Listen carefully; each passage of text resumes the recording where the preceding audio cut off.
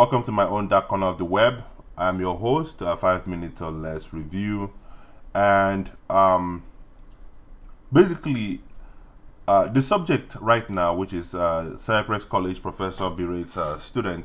I know most of you have seen this conversation in various forms of social media and also on YouTube. And for me, when the discussion first broke, I wanted to wait until I got more information regarding this subject.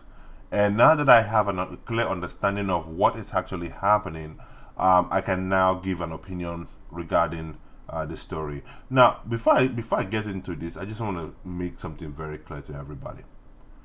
The first thing is this: our educational system, the way I understand it, is from kindergarten all the way to high school, should be about providing education to students on matters that are of facts. That means we have had evidence that these things exist. And those information should be centered around things that make our own world go round.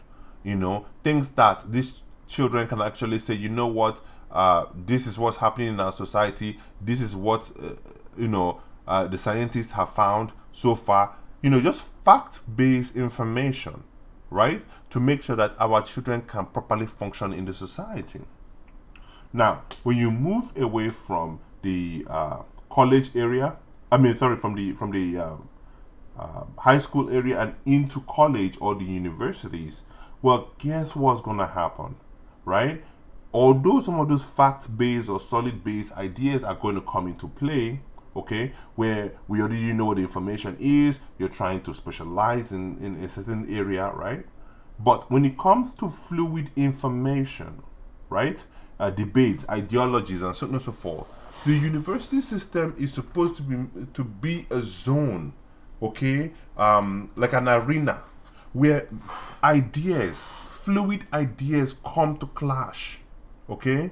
All the fluid ideas like should we accelerate the death of somebody who's suffering, okay?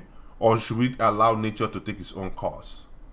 Death by euthanization, or death by natural causes, or should we continue to allow our kids play video games versus stop them from playing, stuff like that.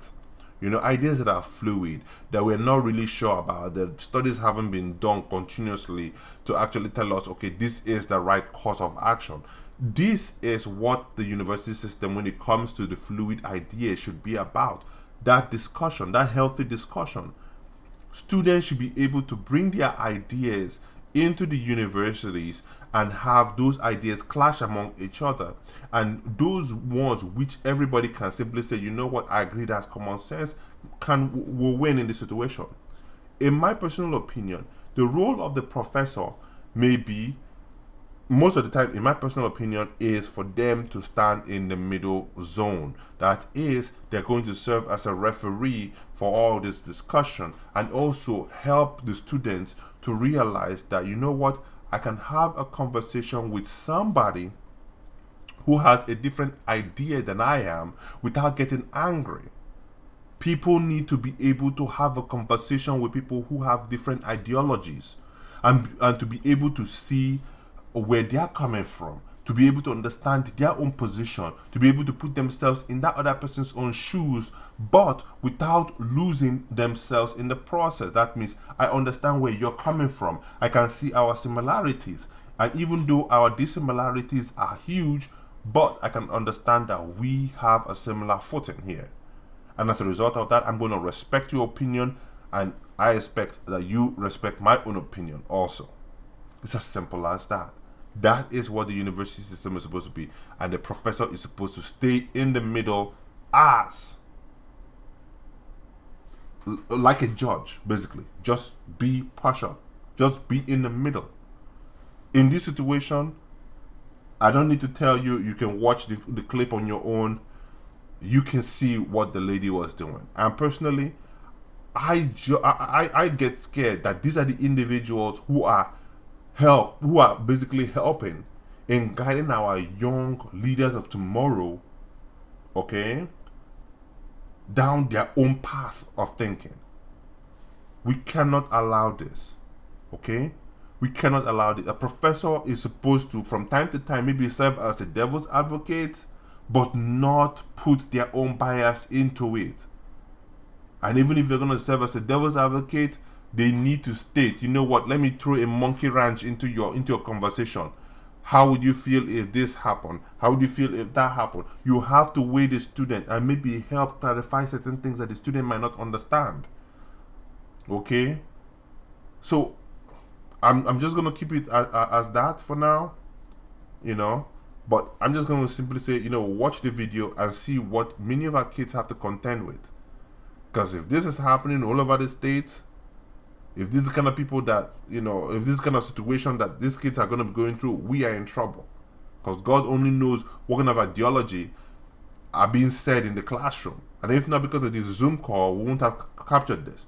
Now, I know there have been a lot of videos floating around about students in high school trying to debate their teacher about certain things, that the teacher is, you know, trying to teach the children something else, you know, during the class, you know, and the students are trying to say something else, you know.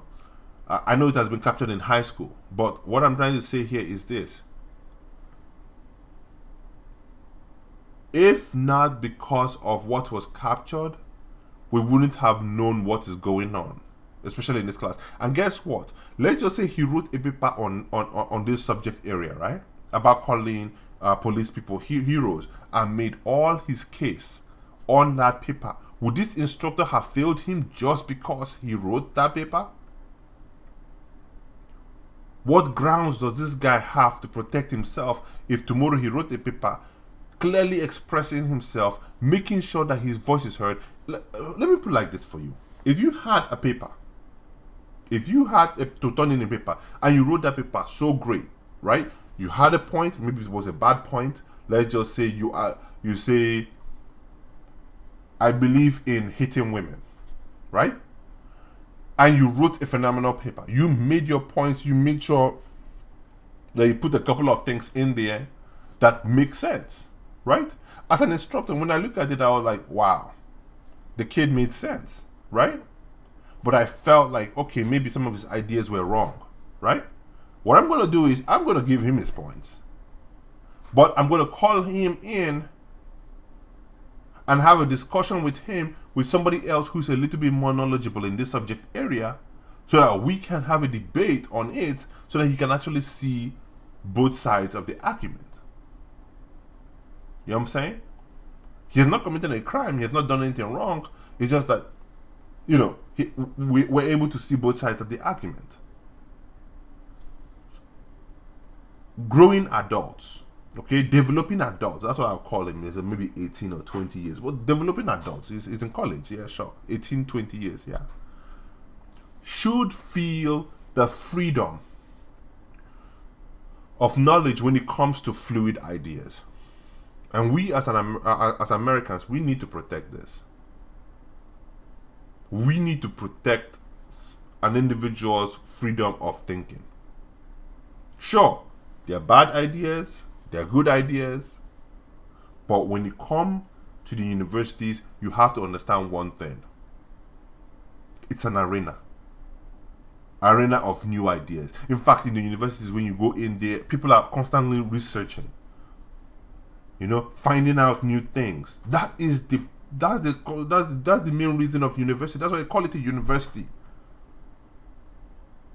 You go there and argue your own points. You go there and find out answers to certain things that have not been answered, or answers to things that have already been answered, but trying to find out whether there's more to it.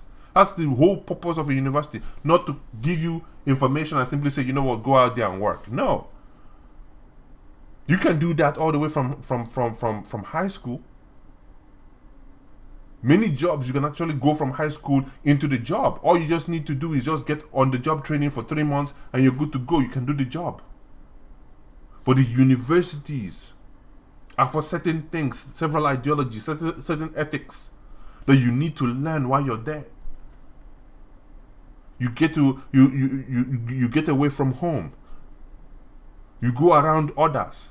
It's almost like being out there in the world, but with certain restraints. And then after that, you live into the real world where you get no more restraints anymore, right? And now anything that happens to you, well, you're on your own now.